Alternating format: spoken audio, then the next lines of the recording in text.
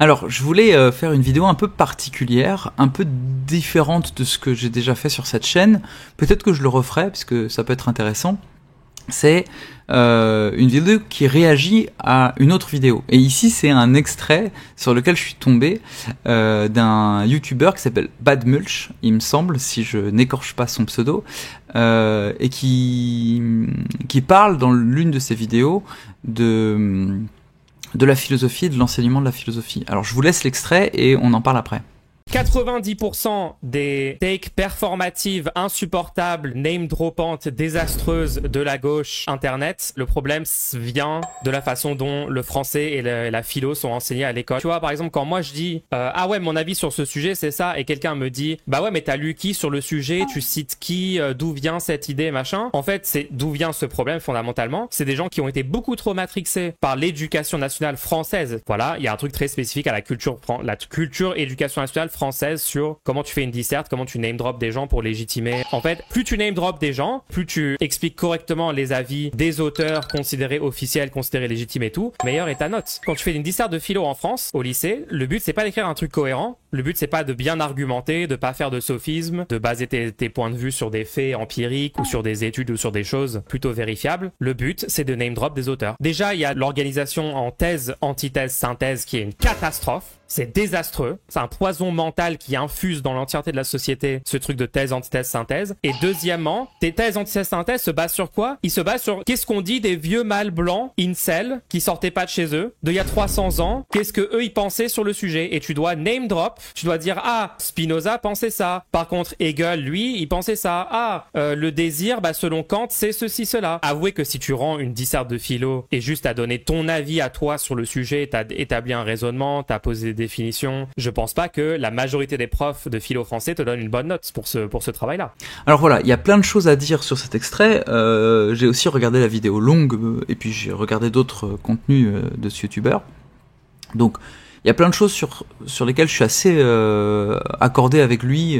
notamment sur la critique du name dropping, sur lesquelles je vais revenir après.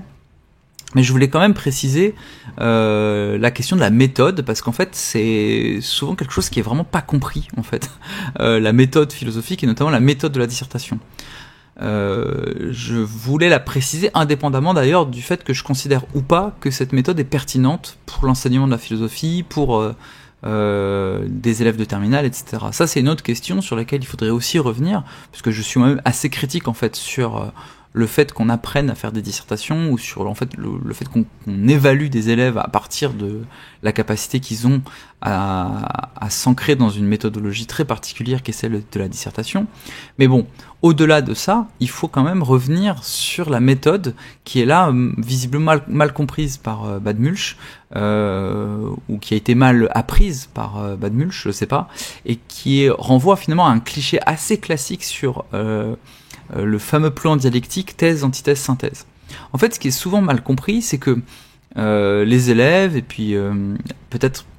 parce qu'on leur transmet pas bien, enfin, en tout cas quelque chose qui se passe souvent pas bien, il y a une courroie de transmission qui est pas bonne, les élèves pensent que thèse, antithèse, synthèse, ça consiste finalement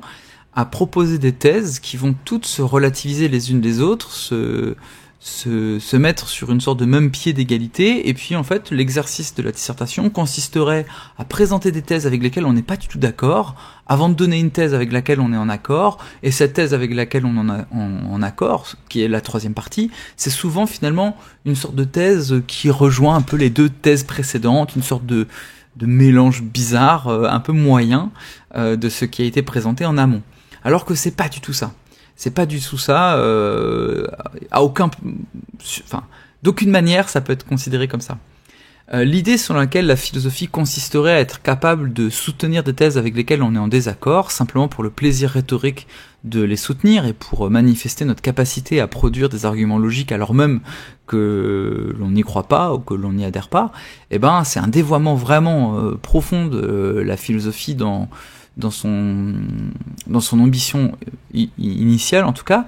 puisque en fait c'est exactement un exercice sophistique. C'est-à-dire qu'en fait c'est précisément ça que combat historiquement la philosophie, en tout cas dans son point d'émergence un peu mythique, hein, avec le combat de Socrate contre les sophistes à Athènes dans la démocratie athénienne. Donc en fait, le fait que quand Badmulch dit qu'il est souvent confronté à des gens qui, dans le cadre notamment de la discussion politique, s'amusent en quelque sorte ou s'astreignent à une sorte d'exercice de style qui consiste à défendre des thèses avec lesquelles ils sont en désaccord complet, simplement parce qu'ils ont compris comme ça peut-être la méthode philosophique, eh ben c'est pas un problème de la méthode philosophique en elle-même, c'est un problème de compréhension de ce que c'est la philosophie. Donc qu'est-ce que c'est le plan thèse, antithèse, synthèse ? Il consiste pas, donc comme je l'ai dit, à défendre des thèses simplement pour le plaisir de les défendre. Il consiste en fait à essayer de défendre une thèse forte qui est la nôtre, qui va se déployer dans la synthèse, donc dans la dernière partie de la dissertation, et à le faire notamment en mobilisant d'abord des thèses adverses et en montrant que ces thèses adverses, même en les considérant le plus rigoureusement possible et avec le plus de... en faisant comme en quelque sorte l'avocat du diable, en les menant dans leur propre logique, elles ont des fragilités structurelles, des fragilités logiques, des angles morts qui font qu'elles ne sont pas efficaces. Donc le but de la thèse et de l'antithèse qui précède la synthèse, c'est précisément de faire que le point de vue qui est le sien, qui est celui de la personne qui écrit la disserte, soit d'autant plus fort et d'autant plus efficace qu'il est passé en quelque sorte par l'étape qui consiste à montrer que les thèses adverses sont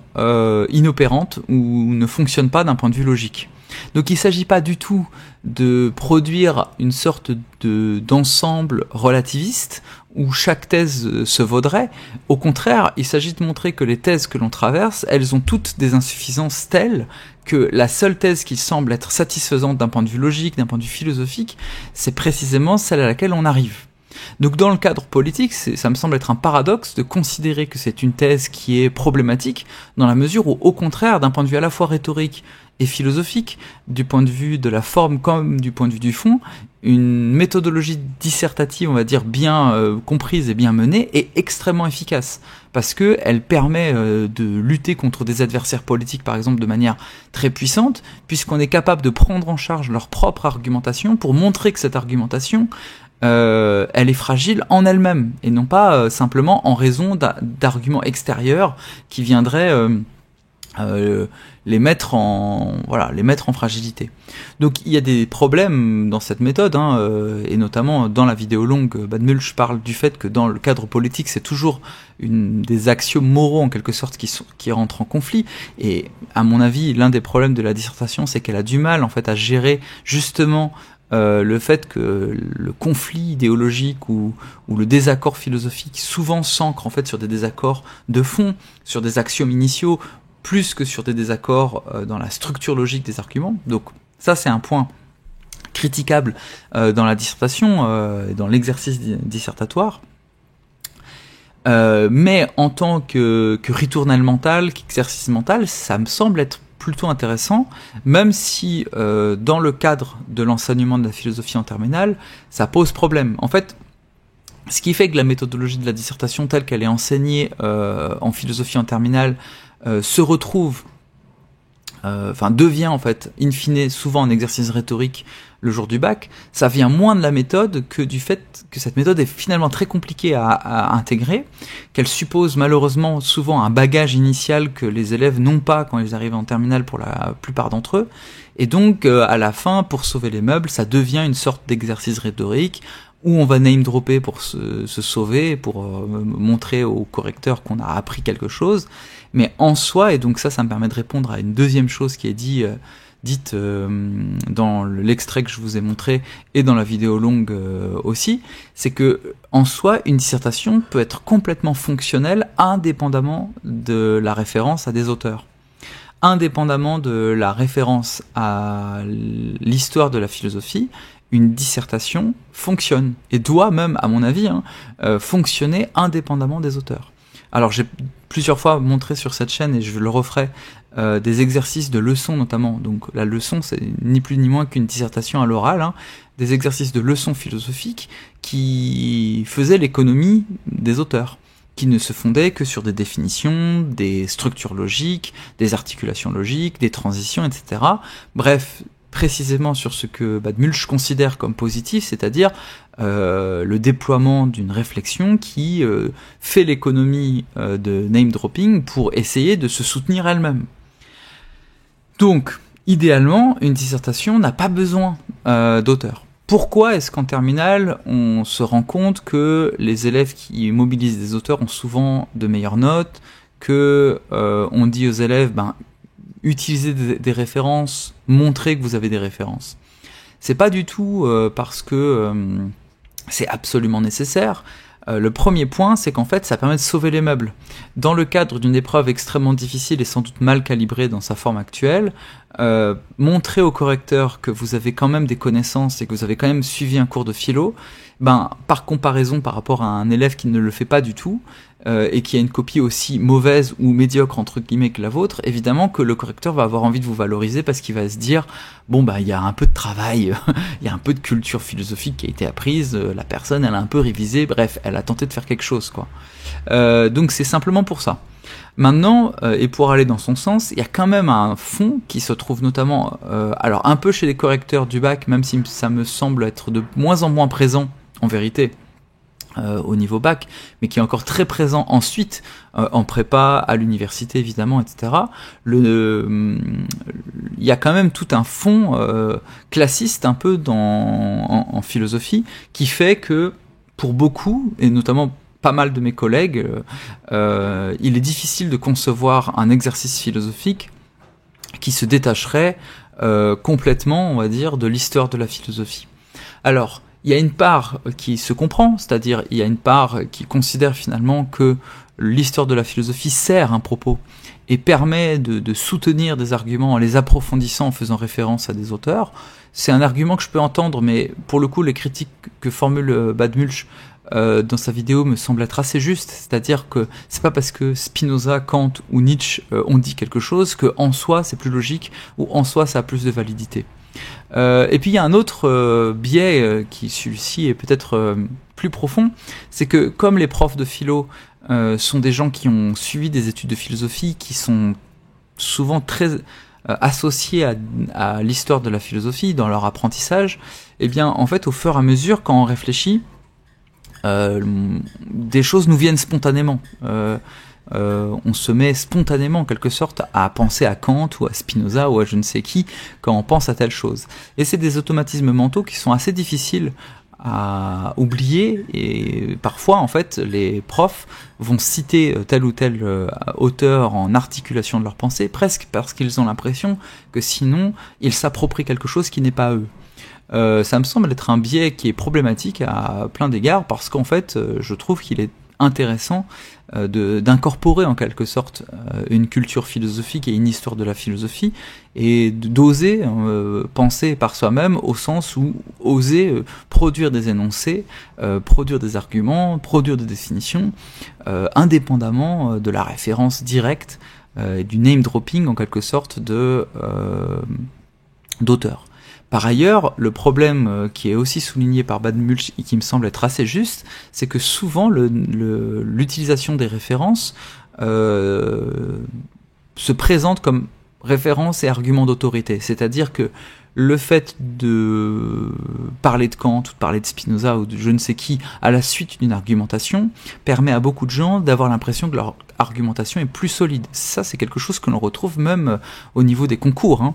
Et ça me semble être problématique parce que c'est, là encore, un dévoiement de la philosophie dans son idée initiale, c'est-à-dire précisément un exercice qui n'est pas rhétorique, idéalement en tout cas, et un exercice qui ne se fonde absolument pas sur l'autorité d'une pensée qui serait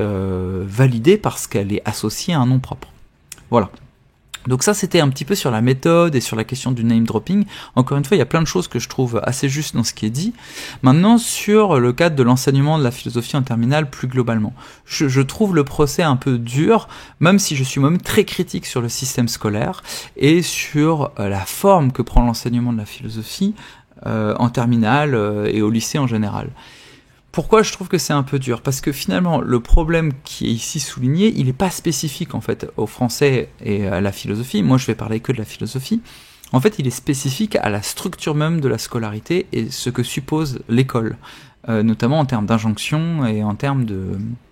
de conformité, on va dire, à des structures sociales, des idéologies politiques discrètement implantées, on va dire, dans l'organisation du temps scolaire, etc. Pour le dire autrement, évidemment que l'enseignement de la philosophie se fait au cœur d'un paradoxe énorme, d'un paradoxe politique, qui est celui de comment est-ce qu'on peut enseigner une pensée se voulant libre, se voulant autonome, se voulant détaché, on va dire, des injonctions du système le plus possible, alors même que l'on est soi-même, en tant que prof, agent, fonctionnaire, je sais pas, artisan en quelque sorte du système contre lequel ou à revers duquel on voudrait parler. Donc il y a un paradoxe et une tension que personnellement je n'ai toujours pas résolue et qui me pose politiquement et philosophiquement des problèmes. Maintenant, pour défendre un peu l'enseignement de la philosophie, j'ai quand même le sentiment que l'enseignement de la philosophie en terminale reste un lieu où des marges, des îlots, des moments de dérapage,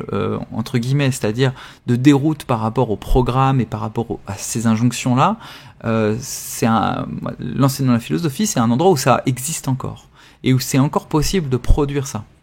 C'est peut-être plus difficile dans d'autres matières en raison de la forme du programme, de ce que suppose la discipline en question, etc. La philosophie invite malgré tout à des formes d'expression qui sont intéressantes en quelque sorte et qui sont parfois qui se déplacent par rapport à ce que l'on peut attendre des élèves, c'est-à-dire par exemple dans d'autres matières un apprentissage par cœur, un regard non critique sur l'enseignement lui-même, enfin bref. Maintenant, je suis pas idéaliste et je sais aussi que la philosophie, tout en étant un endroit où il est possible de cultiver des marges, c'est aussi un endroit où on reproduit socialement très fort. En raison du fait, en raison de l'examen et de la forme de l'examen qui suppose malheureusement actuellement un énorme capital culturel. En fait, malheureusement, l'explication de texte comme la dissertation en philosophie nécessite un bagage conséquent, et je parle même pas de bagage culturel au sens d'une connaissance par exemple de Kant ou de Spinoza avant de rentrer dans une classe, mais simplement la capacité d'écrire correctement, de façon lisible, etc. Donc en raison de tout cela, je sais très bien que l'enseignement que j'ai de la philosophie, ou plutôt les modes de validation de cet enseignement par des exercices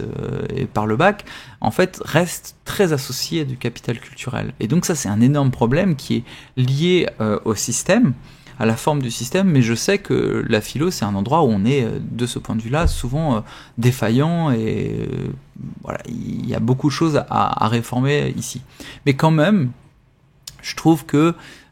c'est un peu rapide, en quelque sorte, de considérer que, en soi, dans sa structure même, l'enseignement de la philosophie semble être, produirait en quelque sorte une sorte de climat délétère dans l'esprit des gens qui ne permettrait pas des discussions, notamment sur le plan politique, saines. À mon avis, ce qui fait que ce que fait la philosophie dans ses racines, dans son origine, peut être ultra intéressant et ultra puissant dans le cadre de lutte politique aussi. Si on ne considère pas que la référence aux auteurs suppose le name dropping, si on ne considère pas que cette référence est absolument nécessaire, la philosophie comme réflexion logique, comme tentative de produire des arguments logiquement articulés, comme réflexion autocritique sur les propres limites, les limites de sa propre pensée et donc les limites aussi des pensées adverses, etc. Tout ça, c'est des choses qui permettent d'appareiller en quelque sorte, à mon avis, mentalement, pour être politiquement engagé et politiquement plus puissant que si on n'a pas ces outils. Donc, bon, c'est une discussion à suivre. Je ne sais pas si j'ai bien répondu et bien rebondi en quelque sorte sur cette vidéo, mais ça me semblait intéressant de le faire parce que ça permet de clarifier des choses sur la philosophie et sur la méthode philosophique en général. Je vous laisse là-dessus. Dites-moi si ce genre de vidéo peut vous intéresser. Abonnez-vous à la chaîne si ça vous intéresse ce que j'ai raconté là. Et puis on se retrouve très vite.